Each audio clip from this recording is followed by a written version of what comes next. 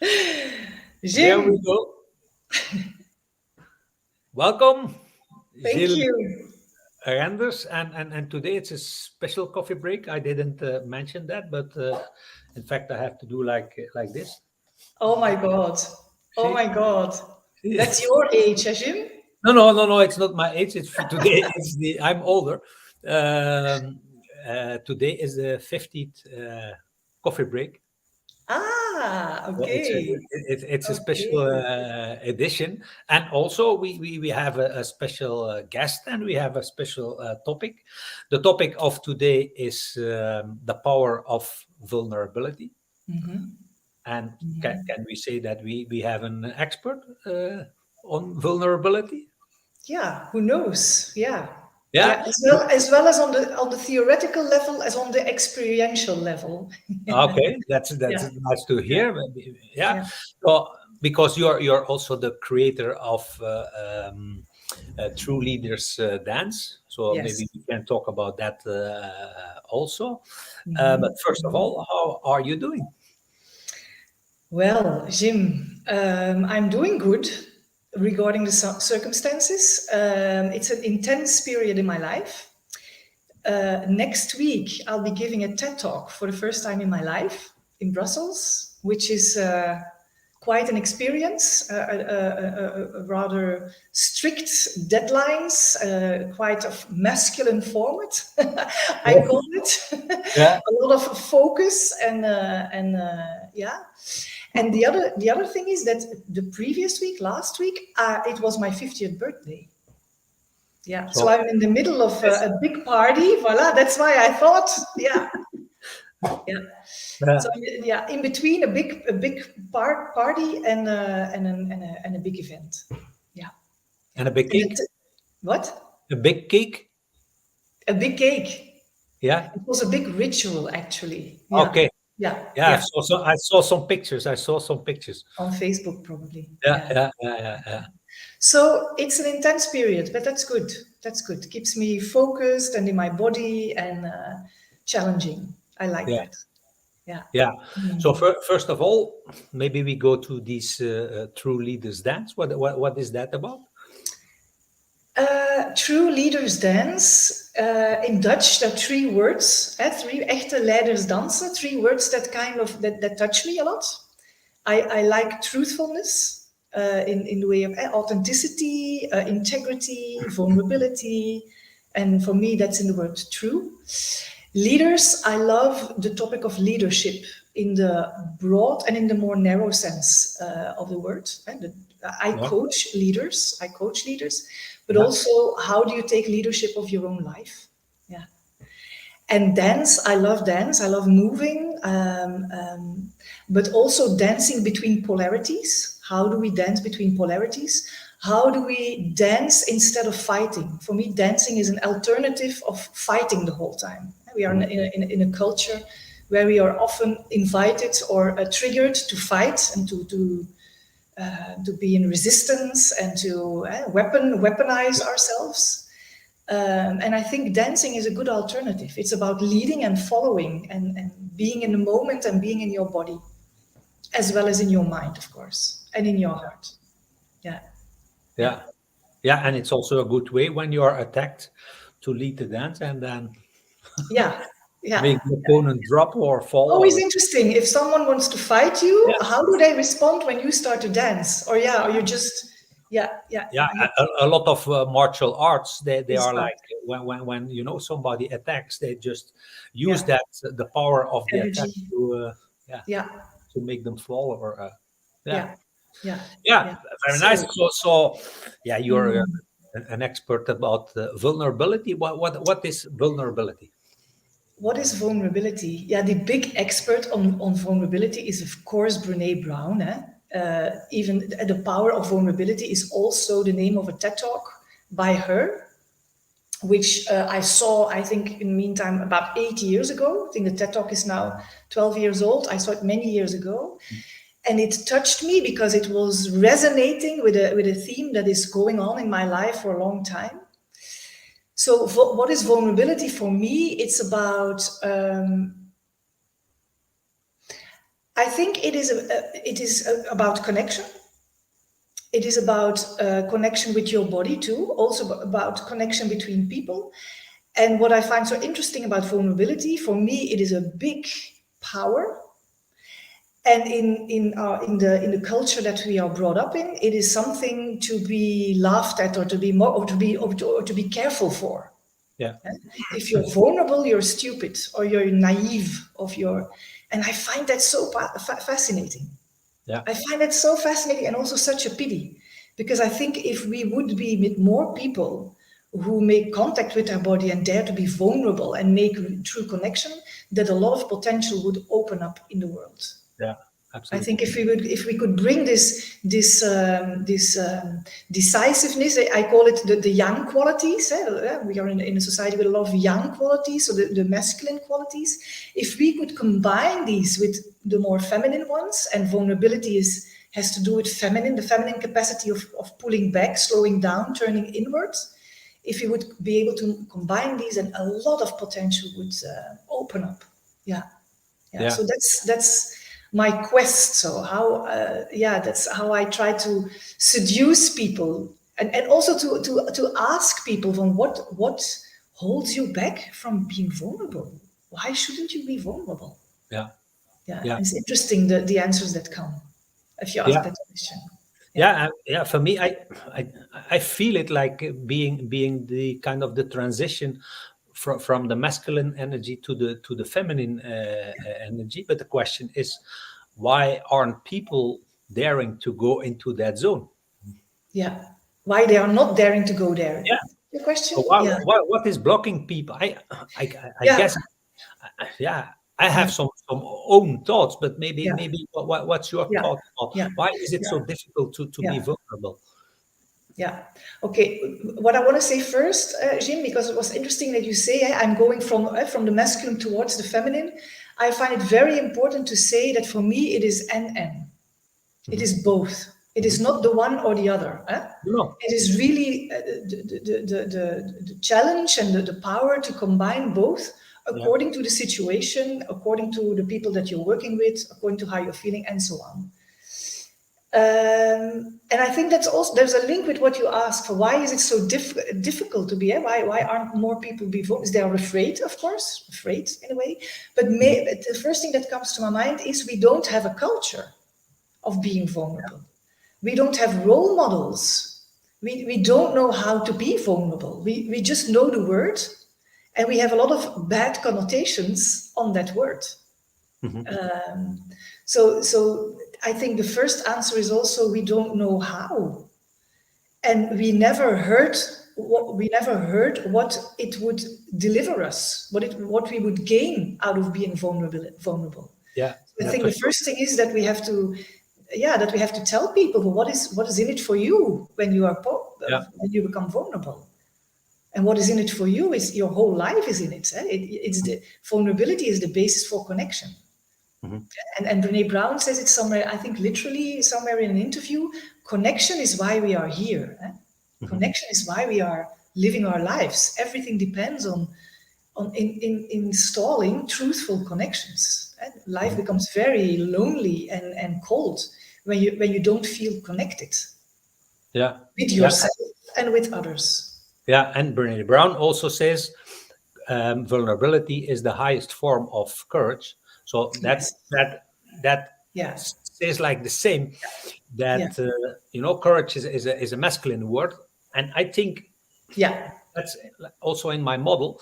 So when you go into from the masculine to the feminine side, in between you have there that zone of should I go in there, yes or no? But the highest courage for a lot of men is just to dare to go there. I don't know if women understand that feeling. I think it's rather a typical masculine feeling, but is that the same? What is for you a masculine feeling, Jim? The feeling of courage, or also like the culture thing that we will come back on that. But the moment that you go into that zone of vulnerability, it's like it's a step. It's you have to dare to go over it, because you have to go. you have to go inside, and I Yes. guess you need some kind of awareness, Yes. consciousness. Yes. For me, it's one of the last steps, and Yeah. that is also the zone where I see least people. Yeah. Really, that mix between masculine and feminine. Yeah. Yeah. Yeah. Yeah. If you look at yin yang, yin is the feminine side, the dark side, and yang is the masculine white side. Mhm. What I like so much about symbol is, of course, that both sides are equally important. Otherwise, they're not in balance. But also that they have a dot of the other inside of them. So Mhm. Yeah. the dark feminine side has the masculine dot, which is feeding it from the inside, and the feminine, the masculine yang is fed and nurtured by the black dot of the feminine yin.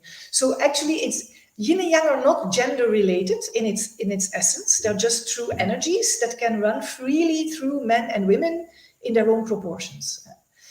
At the same time, we're living in a world that has been given shape for many centuries by men only, or at least public life was given shape. So in that way, very logically, the systems and the structures that we're living in are based on masculine values.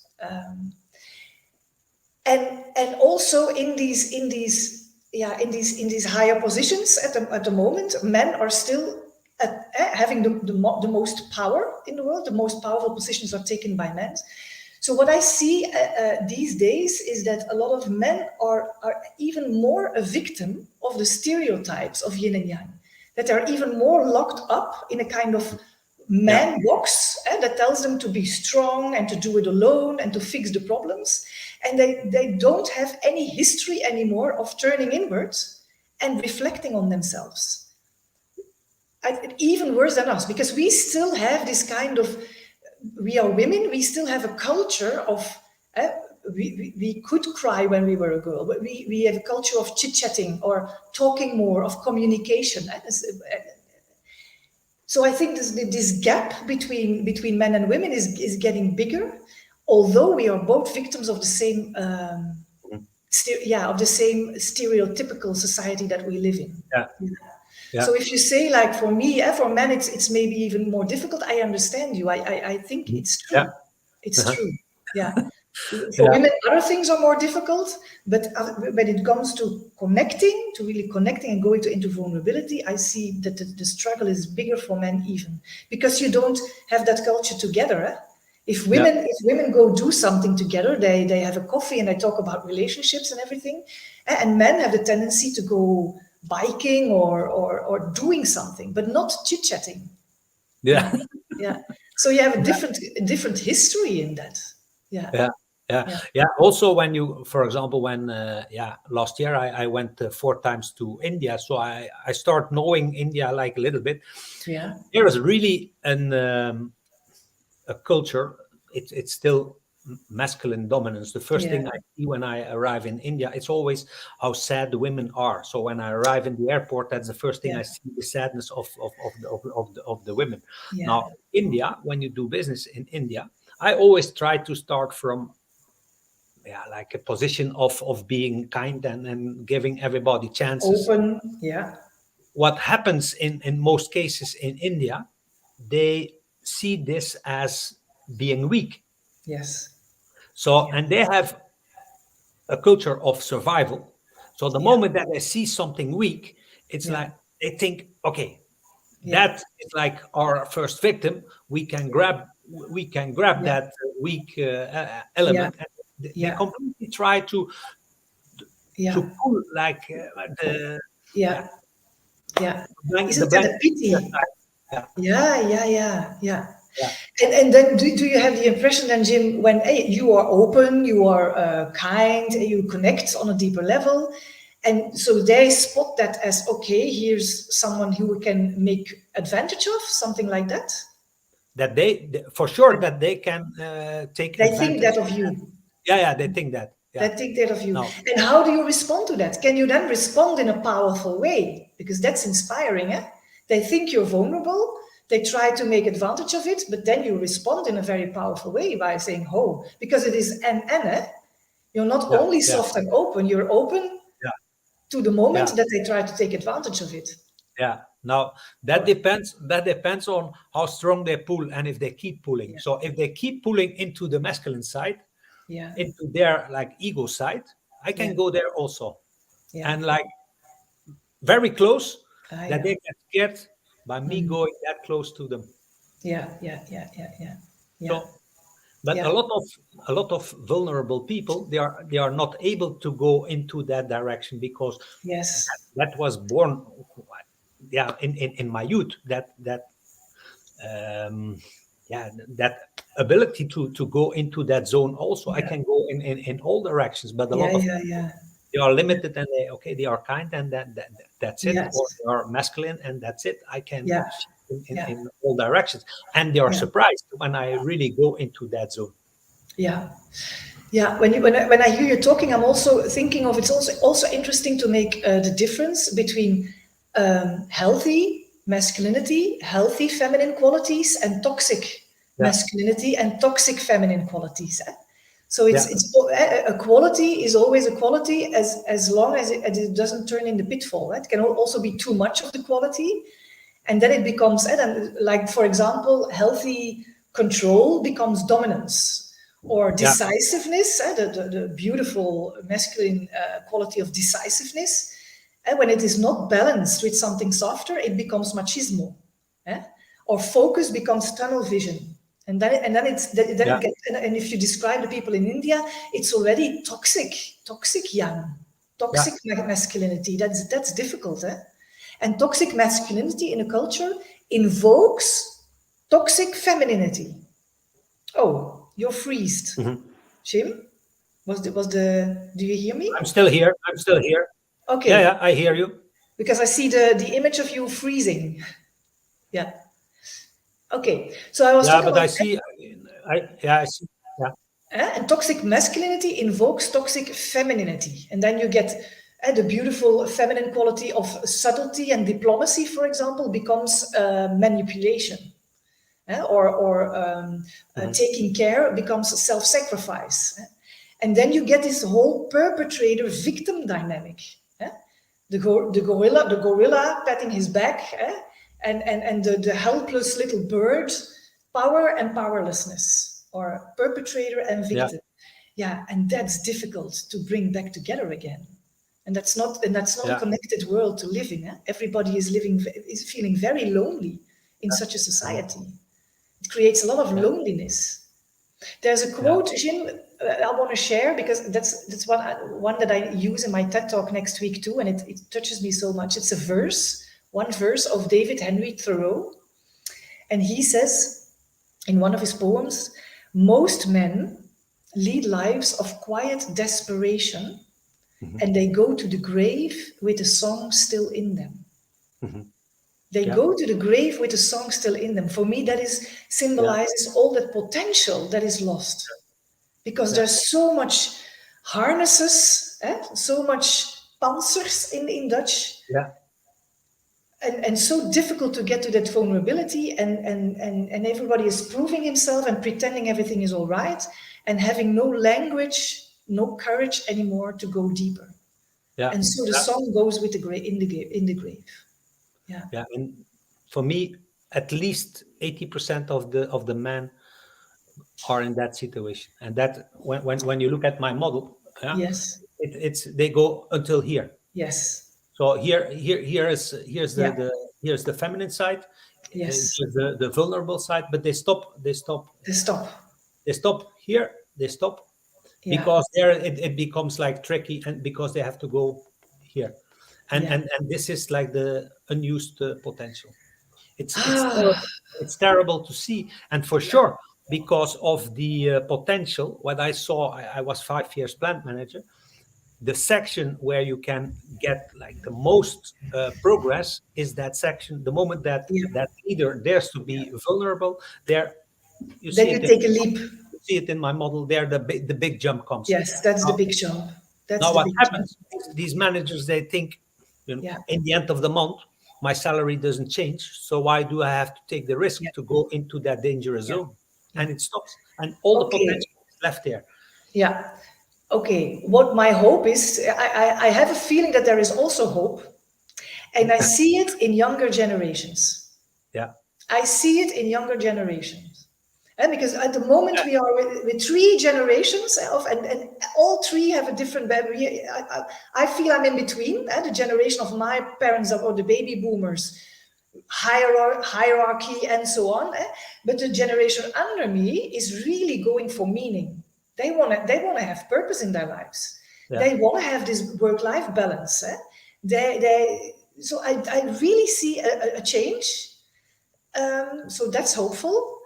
And I think for the middle manager, for the middle generation now, it is a question of realizing that their company is failing, or that the results of the company in time will how do you say that, be reduced, will go down, Yes. if they're not able to give this new generation what they need and what they want. Yeah. So that's my hope for leaders like us, or in our generation, that they start to realize, that these new people who are coming in, they don't stay here. They just don't stay here. Yeah. Yeah. Only the very hard ones. Yes. Yeah, that's exactly in my model. You can measure it. What you see is that Gen Z, they are exactly in that Yes. in that vulnerable, Yeah. heart connecting Yeah. zone.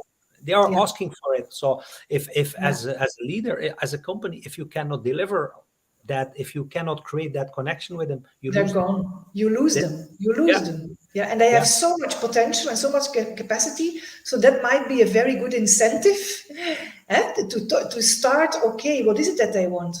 And I think the vulnerable, the leader of the future, because what is vulnerability? Yeah, vulnerability is not only being emotional and open up. Vulnerability is has to do with staying present in your body when things get difficult and discomfortable. When it doesn't feel uncomfortable, then it becomes interesting. Yeah.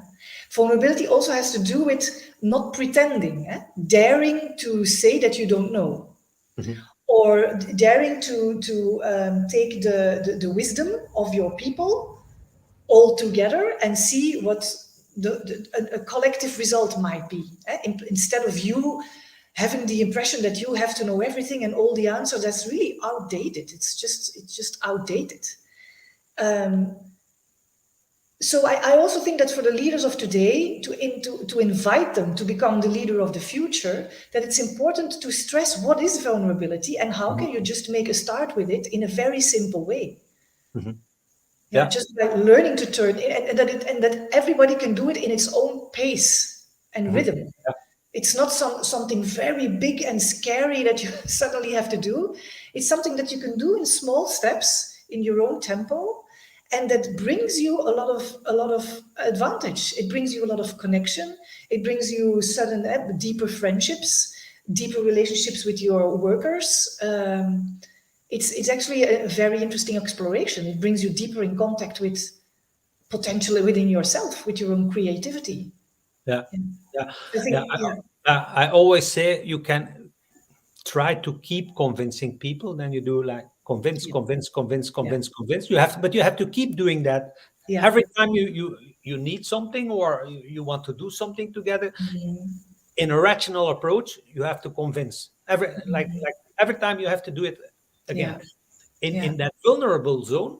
Once you mhm. touch the heart, you only have to do it once. Yeah, it's true. It's done. It's done. Yeah, yeah, yeah. So Because the body always remembers, they say, yeah. If you yeah, touch the heart, it's in your yeah, cells, and and yeah. and, Think, and you're think of and you're changed forever. Yeah, Yeah. but think of people who helped you in the past. You don't forget that. So the Mhm. moment that they call and they ask something back, You're there. it's Yeah. pure human. And for me, one of the that's also for me one of the parts, but I don't know if it's in your definition part of communication. Yeah. It's taking care of others' needs. So when Yeah. you take care of the needs of others, for me, that's the highest kind of Mm. the highest form of vulnerability. Like Yeah. really Yeah. giving everything of yourself, Yeah. to help others Yeah. realize themselves. Yeah. Yeah, Unconditionally. yeah, yeah, That's a word yeah, that comes up. yeah, Unconditionally. I do this unconditionally for yeah, you. Yeah. It yeah, also brings about something in yourself. It brings about the highest. It's so rewarding to do yeah, something for someone else. yeah, It's so rewarding to see someone else grow. Yeah. So it's a yeah, win-win in the end, because it's so rewarding to really see someone open up and do something in their life that they've never done before, or feeling something in their life that they've never felt before. And that's for the rest of their lives because of an insight that you gave, or a training that you gave, or a coaching session. That's so rewarding also for us, also for you when you yeah. give it. Yeah, Yeah. but is that for everybody the same? That they get like the same feeling of being rewarded by seeing other people grow? If you are connected, if you're able to connect with yourself and Hmm. connect on a deeper level with others, then that is the result. That this exchange becomes so much, feels so much deeper and is on a deeper level. Hmm. Yeah, if you're connected. As Yeah. long as you function only out of your head, you Hmm. can also give, but you will only get back what you give. And you give from a limited space, so you get it back to a limited space. Yeah, Yeah. but then it's mainly about getting instead of giving. I think it's the dynamic that makes it so rewarding. Yeah. Ja, that's what they call in Dutch elkaar optillen. Hmm. Huh? Yeah. Reinforcing each other. Yeah, it's also naive to think that when you give something that it's only for the other. It's Hmm. also great to give because you receive the pleasure of seeing someone happy Hmm. and Yeah. growing and glowing. Yeah, yeah, and Yeah. that is okay. That is Yeah. okay. That's how it works. Yeah. Yeah. Is there a link between consciousness and vulnerability? Is there a link between consciousness? Yeah. What is consciousness? What is consciousness? I think there's a link between consciousness and self-reflection. Hmm. Eh? And that is self-reflection is a choice. I make a conscious choice to think about my deeds, or if I hurt someone, I make a conscious choice to learn from that. Consciousness has to do with something happens, it feels great or it doesn't feel great. Why? It feels great. Okay, why and how can I amplify that, enhance that? It hurts, or I hurt you, and that hurts me. And it's not a comfortable place to be, but I make the conscious choice to find out what happened here. And that Hmm. takes courage because it will invoke more pain and guilt and shame. And shame. So it's about making the conscious choice to self-reflect and to take responsibility for what you have done. Then you, in that way, Jim, there is a link between vulnerability and consciousness. Hmm. I think you can only grow your consciousness if you're prepared to be vulnerable. Hmm. Yeah, Yeah. and consciousness. Yeah, it's also I guess being in balance with the masculine and the feminine part, and Yeah, that more. or being conscious of the moments that you're not in Yeah, balance and yeah, having the courage to admit that. Like yeah. I thought I was a very because we're never in balance. I'm also Mhm. there. Sometimes we have moments that we have the feeling, all right, and gradually it go, but it's an ongoing journey. Yeah. And you always make mistakes, of course, thank God, there are no mistakes. You just sometimes you fall, and then it's in the resilience that you build because of Mhm. falling, it's in the rising again that you gain consciousness and that you know so much more again about consciousness and about vulnerability. So the Yeah. next time I can go into an even deeper, more vulnerable connection with you because of the previous time. Yeah. And so you deepen and deepen and deepen these relationships, and that is a beautiful journey. Mhm. Yeah, yeah. Is it easier the moment that you kind of got rid of your personal traumas to be vulnerable? No, no. What makes it easier is the more you do it, the more you get, you know that you can hold yourself. So the more you are vulnerable, vulnerability has to do with, oh, this takes courage. This creates discomfort, but I know I can do this. I can carry this, and it will lead me to a more whole person in the end. Yeah. So it's not about trauma solving. I think even if you have all your traumas resolved, there's still a lot of potential to deepen your vulnerability. But it's not about getting rid of the vulnerability or getting there. It's about learning to know, learning to walk with vulnerability and to play with it. To play with it, to deepen your relationships. It's that discomfort zone. So the more you go into that discomfort zone, it becomes a comfort zone. And when you are vulnerable about your personal, really your personal experiences, then you every time you meet these experiences again, and some people for sure in the beginning it might be like not that easy to talk about it or to see it again in the eyes. If you say look in the eyes, the time is going so fast, I see. But if you say look in the eyes, that I think that is such a beautiful first step. If you say like, okay, I want to train my vulnerability a little bit more. How can I start? Looking in the eyes, and start with the person that is easiest. And then challenge yourself. Make it silent. Look in the eyes. Without judgment. If you hear judgments in your expectations, or just notice them and let them go, and just make contact by looking in the eyes. And for a manager in an organization, why should he or she do it for him or herself and for the organization? What are the benefits?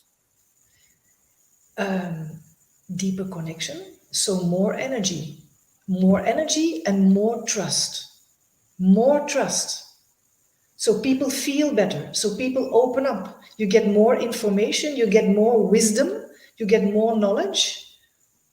You get the beehive effect of everyone is opening up, so these ripples can meet each other, and that creates a lot of innovation, a lot of new ideas that arise.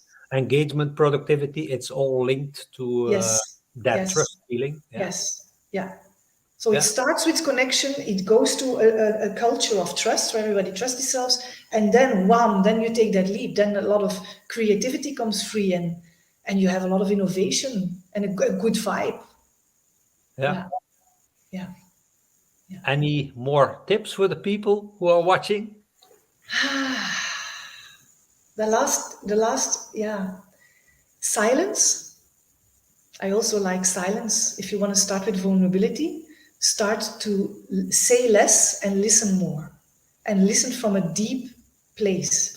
Listen with your body. How do you listen with your body? Not only with your ears, but So say less, listen more, connect from there. Connect in the silence. How does that sound? Is that now whooshy, or is it okay? I guess a lot of people will, there we go again. For me, it's very concrete. Also, silence with yourself. Stop all the. Just close your eyes, turn inward a little bit, breathe into your body, and let the answers come up. Instead of the movement of running after things. You can run after things, or you can choose that I stay here and I let things come to me. That I find such a nice image. And we know all about running after things and being out there. But this other movement of I stay here in my body, I close my eyes, I breathe, I shut up, and I listen, and I see what emerges from there, which things come to me. But that is again, then we go from the heart to the gut. That's another big step. So for the masculine people watching, just look at the model and go into that vulnerable zone to take that big jump. That would be my advice. And look, one, Jim, super concrete, very easy peasy. Men and women the same. Compliment each other. Mhm. Give genuine compliments. That's not difficult. That's very concrete. We are so focused on what is not there the whole time, feedbacking and saying, "Hey, maybe this again, this," and we forget about everything that is there. Eh? Yeah. So compliment, genuine, of course, only if you mean it. But if you see something, wow, that's nice, that's beautiful, that's well done, say it out loud. Only that gives a lot of energy in your Yeah. company or in your team. It's so Yeah. simple. And as one of our viewers, Edwin Stam, is mentioning, yeah, the importance of role models. So if Yes. people are watching and you know Yeah. role models in vulnerability, please mention them in Yeah. the comments. Yeah. Yeah, Yeah. Yeah. and yeah, Yeah. I guess then Yeah. we will get Yeah. where we want to go. The very famous leadership writer Stephen Covey. He has these very standard books on leadership and management. I think he is his books are really interesting in being very concrete and to the point, and at the same time he's a role model in speaking from the heart Mhm. and speaking from the right place. Yeah, so that's really right. Who are role models? Yeah, Yeah, where do we find them? Yeah, yeah, yeah. Brene Brown is a role model, but she's a feminine one. yeah, But we also need masculine role models, men who really dare to balance these qualities, dare to go to the not knowing and in a deep connection. And at the same time, know how to run a company and do the right thing. yeah, Both. Both. yeah. Yeah. Thank you All very right. much for Thank being you our. very much for inviting me. Yeah. Interesting. Yeah. So So yeah, we speak soon, and we see each other later. Bye, Jim. Thank bye you. bye, bye bye.